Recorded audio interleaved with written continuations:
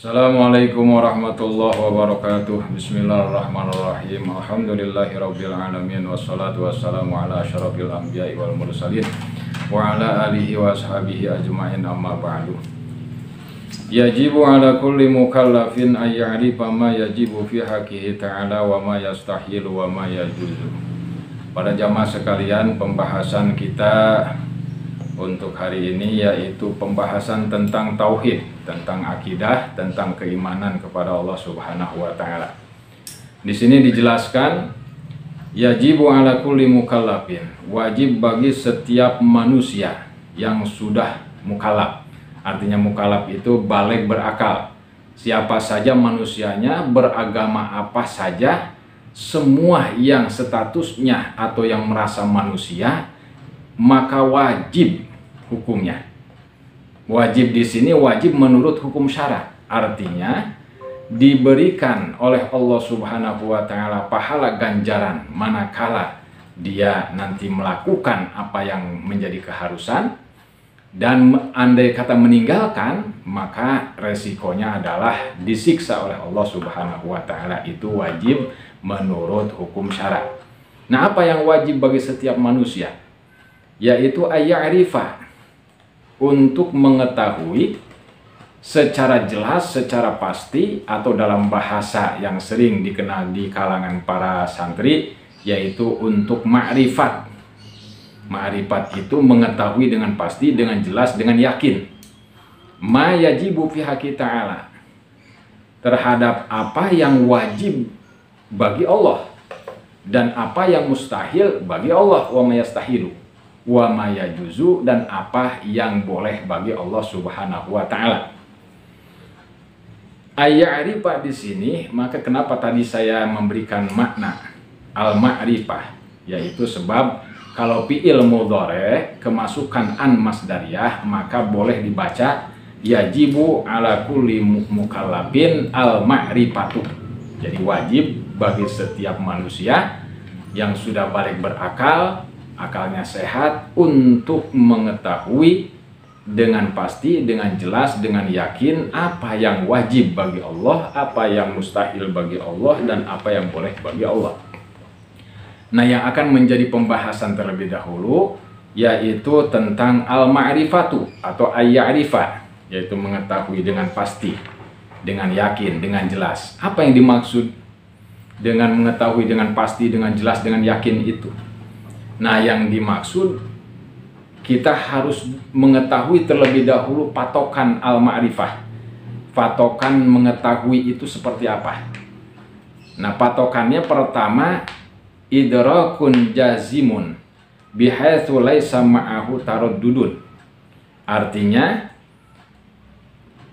menemukan tekad, ya, adanya tekad, i'tiqad yang pasti, ya, yang pasti, yang tidak akan terjadi perubahan, yang tidak akan pernah bisa menimbulkan perubahan, yang bahkan tidak ada sedikit pun keraguan. Nah, itu namanya idrakun jazimun bihaitsu laisa ma'ahu taraddudun, atau dengan bahasa yang biasa, yang sederhana, disebut yakin.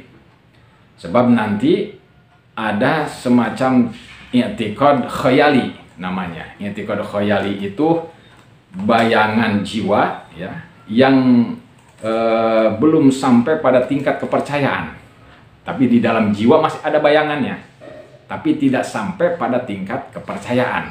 Nah, itu namanya i'tiqad khayali, seperti menghayal adanya adanya manusia yang bisa terbang pakai jangjang, atau kuda yang ada jangjangnya, ada sayapnya. Nah, itu namanya khayali, ya, khayalan, bayangan jiwa yang tidak sampai pada tingkat kepercayaan.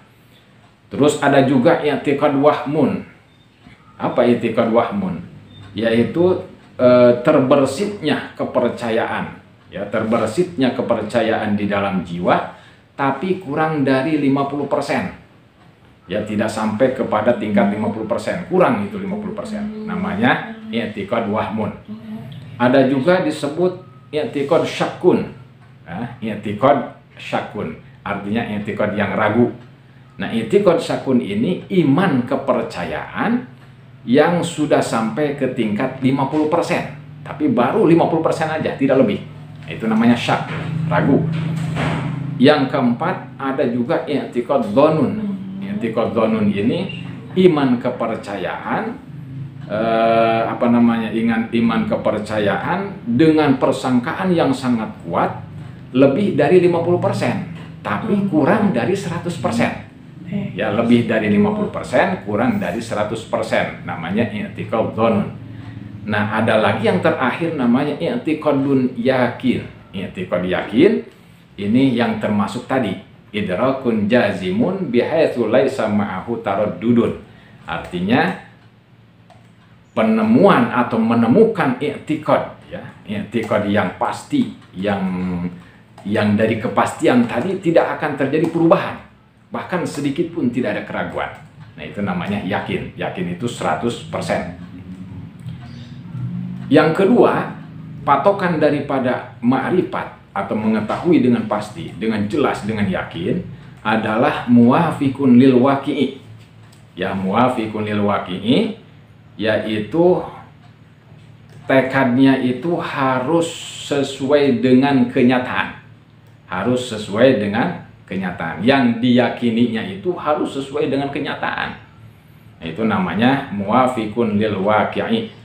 Seperti mana? Umpamanya idrakun jazimun tadi, iman kepada Allah Subhanahu wa taala. Tapi yang diiktikadkan atau yang diyakinkan oleh dia itu tidak akur dengan atau tidak sesuai dengan faktanya. Umpamanya Allah yang dia yakini itu ternyata Allah yang banyak. Itu tidak sesuai, ya, tidak sesuai dengan kenyataan. Sebab ini harus muwafiqun lil waqi'i, harus sesuai dengan kenyataan bahwa Allah itu esa, Allah itu tunggal, Allah itu satu. Jadi tidak banyak. Nah, itu artinya sesuai dengan kenyataan. Sebab andai kata Tuhan itu banyak, Allah itu banyak, maka akan terjadi yang namanya perselisihan antara Tuhan. Dan ini akan menimbulkan kekacauan, bahaya, gitu kan. Nah, jadi mustahil bagi Allah itu lebih dari satu. Itu di dalam keimanan dan keyakinan agama Islam. Tapi untuk mereka di luar Islam, silahkan, terserah gitu kepercayaan dia. Tapi kepercayaan kita tidak boleh haram hukumnya menekadkan, mengiktikadkan, meyakinkan Tuhan itu lebih daripada satu, ya.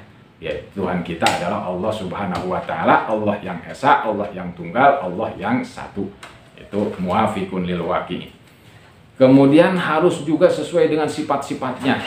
Sifat Allah itu wujud, ada. Sifat Allah itu mukhalafatul lil hawadits, artinya berbeda dengan makhluknya. Kalau ada Tuhan, kok istilahnya sama dengan makhluknya, maka tidak sesuai dengan buktinya. Masa ada Tuhan yang menciptakan makhluk kok sama dengan Tuhannya sendiri? Kan nggak masuk akal gitu namanya.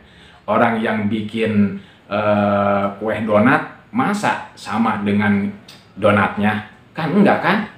Donat dengan orang yang membikinnya pasti berbeda. Nah, Allah juga demikian. Makhluk ini alam semesta. Nah, alam semesta ini diciptakan oleh Allah. Masa sama makhluk dengan Allah? Kan gitu. Itu akal yang berbicara. Kecuali kalau akalnya tidak sehat. Nah, tidak sehat, barulah terserah. Berarti itu akal tidak sehat kalau yang mengatakan Allah sama dengan makhluk. Nah, yang ketiga, patokan ma'rifat itu nasyi'un an dalili, harus bersumber pada dalil. Artinya harus ada dalilnya, baik dalil nas atau dalil akli. Dalil nakli atau dalil akal, dalil nas, itu semua harus ada dalilnya, baik secara terperinci atau secara globalnya saja. Nah, untuk sementara pembahasan tentang al-ma'rifatu kita selesaikan sampai di sini. Insya Allah di lain kesempatan pembahasan tentang sifat Allah yang wajib yang pertama, yaitu al-wujud.